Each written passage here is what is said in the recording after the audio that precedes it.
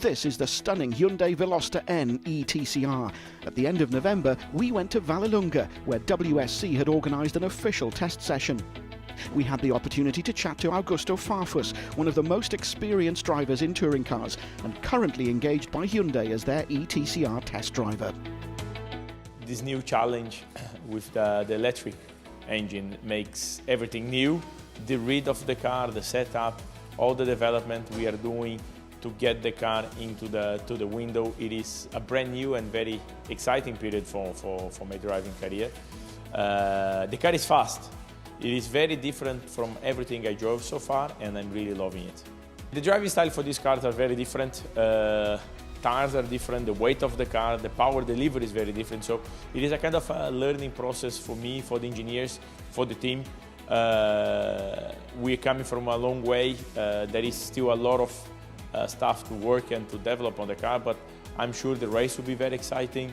It's going to be a new challenge for drivers, mechanics, and engineers. The whole project, let's say, is new. The whole software is new. There is many different aspects to work on it. There is all the engineers trying to optimize from traction control, power management, trying to understand also how going to be the race format, how the power delivery is going to be. So it is a very intense testing. There is not a lot of mileage to be done, because also you have to consider you have to charge the car, so you have some stop during the day. That's why we are trying to optimize the test as much as we can to be ready to deliver a good show for next year. The official charging supplier for eTCR is NLX, the Italian company which is already very well known in the world of electric motorsport.